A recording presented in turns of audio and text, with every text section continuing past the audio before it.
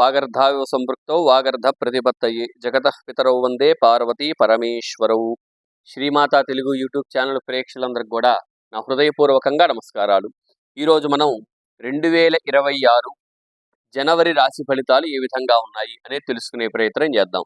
అంతకంటే ముందుగా మీలో ఎవరికైనా జాతక సమస్యలు ఏదన్నా ఉన్నా, ఏ పరమైనటువంటి జాతక ఇబ్బంది ఉంది అని మీ మనసు కనిపించినా కింద కనిపిస్తున్న వాట్సాప్ నంబర్కి మెసేజ్ చేయండి. తప్పకుండా నేనే మీ జాతకాన్ని చూసి మీ యొక్క సమస్యకు అద్భుతమైనటువంటి పరిష్కారం చెప్పే ప్రయత్నం నేనే చేస్తాను. ఈ సంవత్సరం ముందుగా ఈ మాసంలో అందరికీ మనకి తెలుసు నూతన సంవత్సరం అనేది మొదలవుతుంది. ఈ యొక్క జనవరి నుంచి 2026 సంవత్సరం నూతన సంవత్సరం.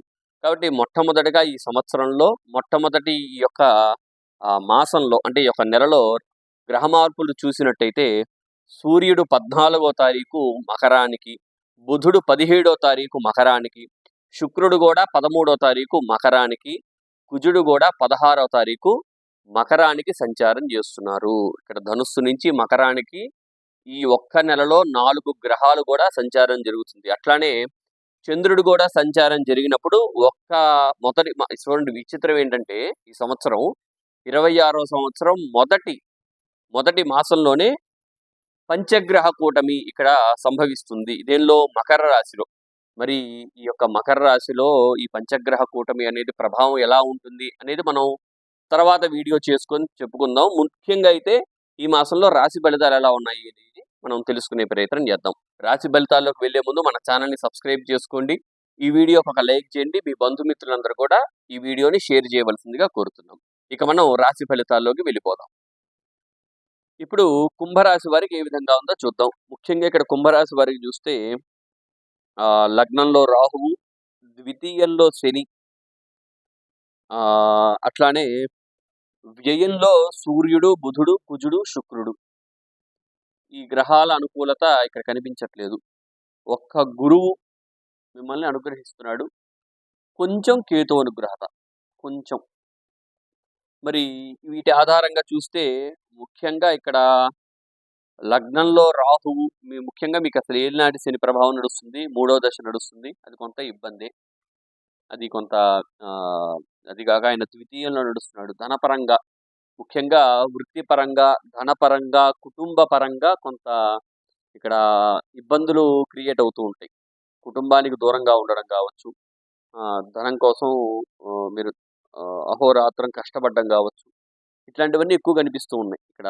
అయితే ఇదొక చేంజ్ అనమాట జీవితంలో.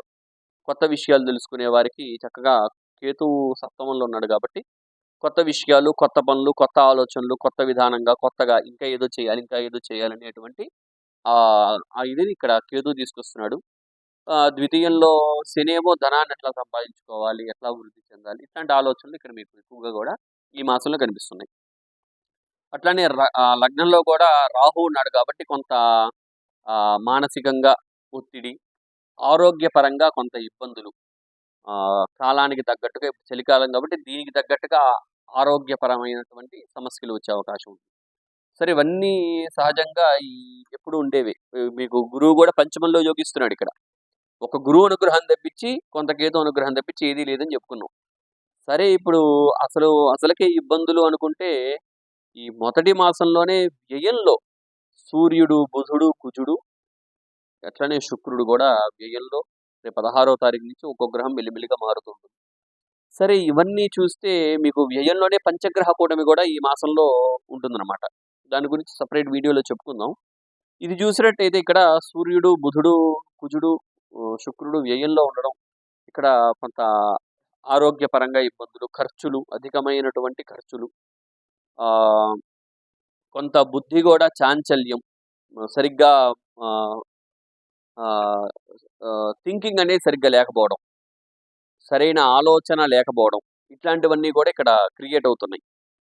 అట్లానే మీలో హెల్త్ పరంగా ఇబ్బంది రావడం. కుజుడు వ్యయంలో ఉంటున్నాడు, వచ్చయింది ఆయనకి.